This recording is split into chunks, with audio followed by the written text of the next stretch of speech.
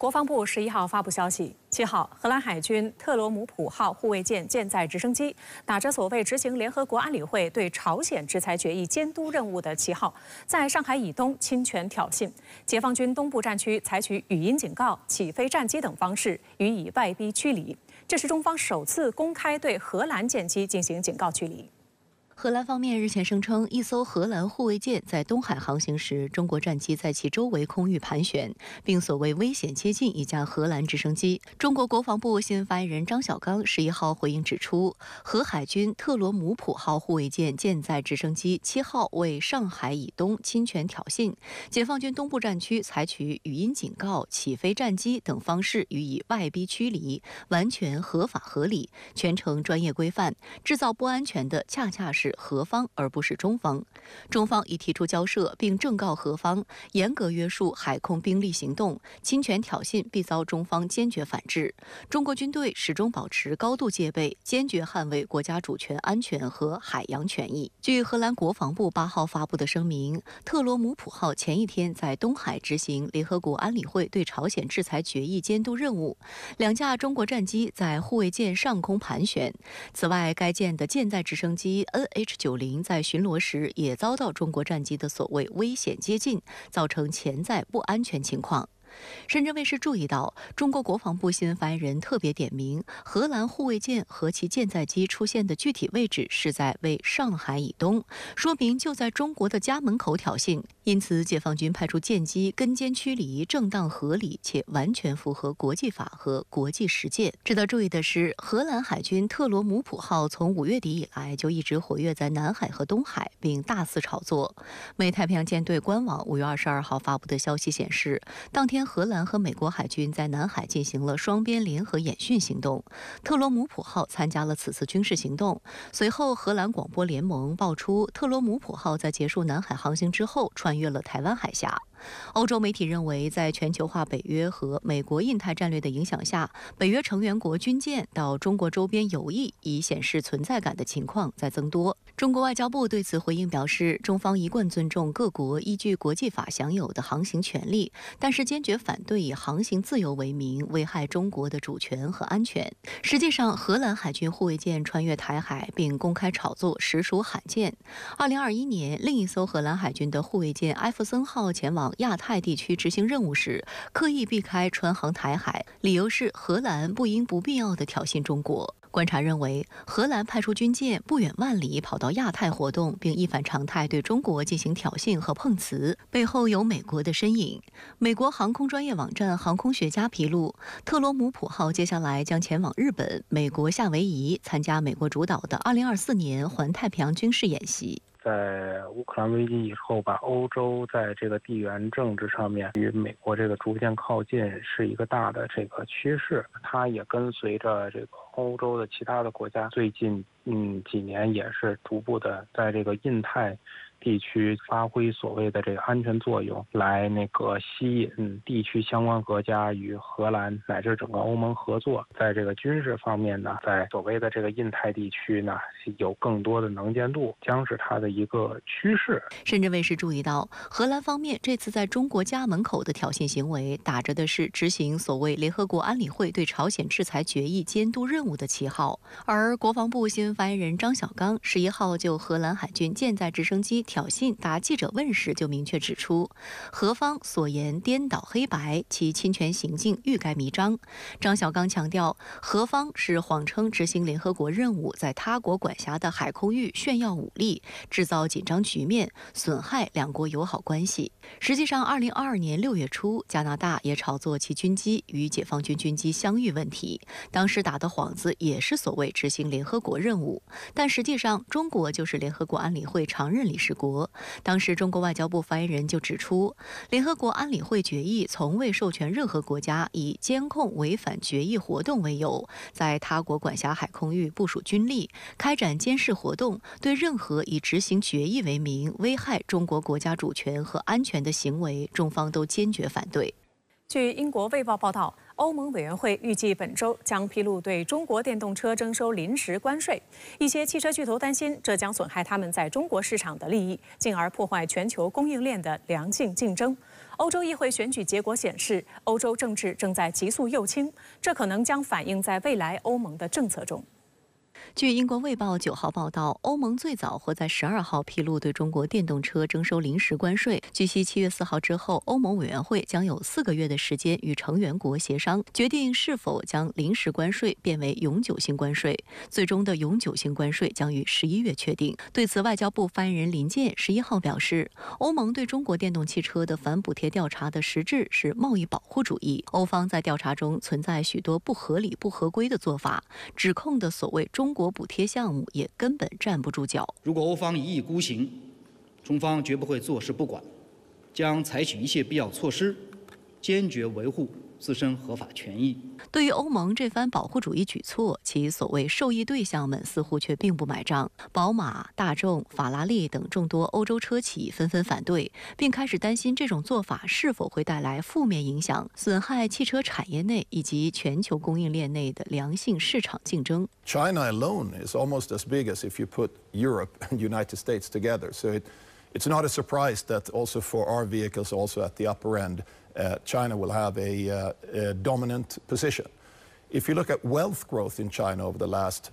couple of decades, it has been significant, and more people are coming into the group, the buying group. China, in absolute economic terms, remains a dominating force that is important for us. 欧委会去年10月提出调查中国电动车的想法，但这引发内部争议。一方面，以欧委会主席冯德莱恩为代表的人希望提高关税，以遏制中国电动汽车的进口，保护欧盟汽车行业；另一方面，自由贸易主义者和环保主义者组成了一个反对关税联盟。他们认为关税将扭曲市场，破坏欧盟摆脱对内燃机汽车的依赖，从而减少碳排放的努力。欧洲市场研究公司 RoMotion 的主管罗伯茨认为，一旦触发争端，其反应和影响可能会引发贸易战。这对于一个仍严重依赖中国主导的供应链来实现高难度气候目标的欧洲地区来说，将是毁灭性的打击。与此同时，被认为是史上最重要的第10届欧洲议会选举中，极右翼异军突起，欧洲议会整体右转，也让外界担忧未来安全顾虑成为欧盟首要的政治考量。对经贸问题是否会采取更加安全化、更加地缘政治的视角，这是一种保护主义。保护主义的一个面向就是它的产品竞争力已经竞争不过对手，所以才会走向要加征关税的这种状况。美国总统国家安全事务助理沙利文近日表示，拜登已授权乌克兰军队使用美国提供的武器打击俄罗斯本土。美国政府11号还宣布解除乌克兰亚速营使用美制武器的禁令。此前，俄罗斯认定亚速营为恐怖组织，美国方面则表示亚速营没有严重侵害人权的记录。美国总统国家安全事务助理沙利文当地时间9号在接受媒体采访时证实，乌军已经使用美国提供的武器打击俄罗斯境内目标。And it simply didn't make sense not to allow the Ukrainians to fire across that border to hit Russian guns and emplacements that were firing at the Ukrainians. So the president authorized that. The Ukrainians have carried out that authorization on the battlefield. 美国政府11号还宣布解除乌克兰亚速营使用美制武器的禁令。按照美国法律，政府不得向严重侵害人权的外国部队提供武器装备和训练。美国国务院则称，没有证据显示亚速营严重侵害人权。俄罗斯总统新闻秘书佩斯科夫当天表示，美国政府这一决定极为负面。他重申，亚速营是极端民族主义者武装组织。美国政府转变立场，显示美方不惜一切手段，企图遏制俄罗斯，并且把乌克兰作为工具。亚速营组建于2014年，最初是由志愿者组成的武装，现在已成为乌克兰国民警卫队第12特种旅。2022年2月，乌克兰危机升级后，亚速营在马里乌波尔等地作战中扮演重要角色。俄罗斯一直指认亚速营犯有暴行，并认定亚速营为恐怖组织。此外，俄罗斯国防部11号表示，根据俄总统决定，第2阶段非战略核力量演习已经开始。俄罗斯与白俄罗斯两国武装力量将演练非战略性核武器的使用。据俄罗斯国防部介绍，第一阶段非战略核力量演习于5月21号在俄罗斯南部军区开始，演练了获取装填伊斯坎德尔战役战术导弹系统专用训练弹药，向指定阵地区域隐蔽推进、导弹发射准备等内容。俄罗斯空天军航空兵部队人员进行了匕首高超音速导弹等的专用训练弹药装填和向指定区域发射等训练。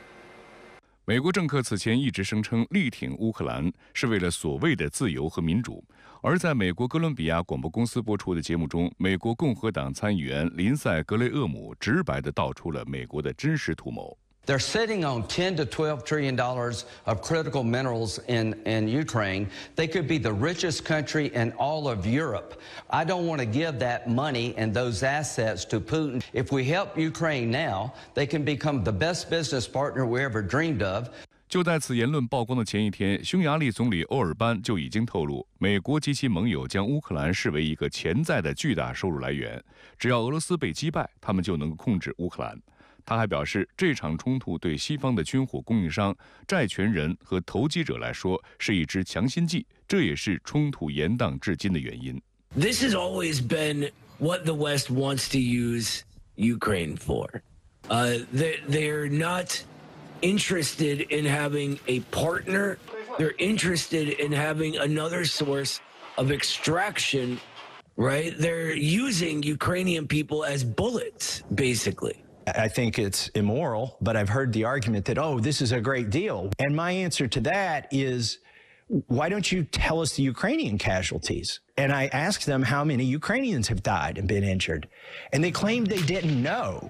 视线转向岛内，赖清德近日对印度总理莫迪表示，期待与印度加强在半导体科技等领域的实质性合作。而正率团窜台的捷克参议员副议长毫不掩饰，此行的目的就是推动双方所谓的芯片合作。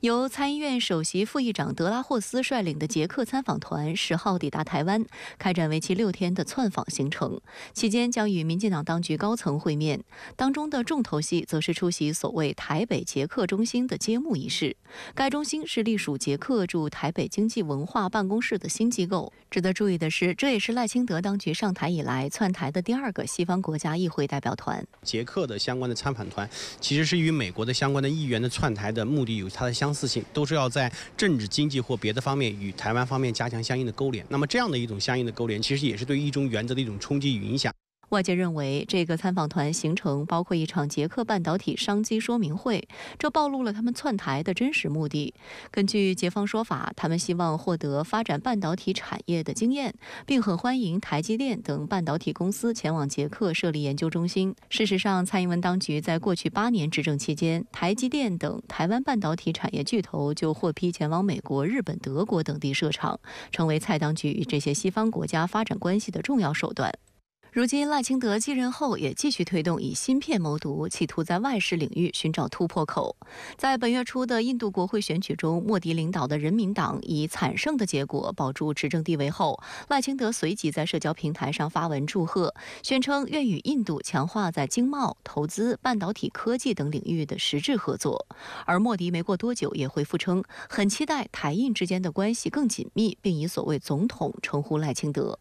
对此，外交部发言人毛宁6号表示，台湾地区没有什么总统，中方一贯坚决反对建交国同台湾当局进行任何形式的官方交往。一个中国原则是公认的国际关系基本准则和国际社会普遍共识，印方对此有严肃的政治承诺，理应认清、警惕并抵制台湾当局的政治图谋。中方已向印方提出交涉。民进党当局显然是加大了利用半导体这张牌，试图与更多的国家进行相应的利益的交换，来拓展自己的对外活动空间，尤其是希望通过以这样的形式强化与外部经济体的勾连，来推动台湾的产业链整体的向外转移。但是这样的一种行为，其实对于台湾自身的半导体产业的竞争力来讲，会带来更多的不确定性。因为台湾的自身的半导体产业虽然有它相应的竞争力，但是如果持续的向外流的话，最终会使得台湾的产业的竞争力受到相应的影响。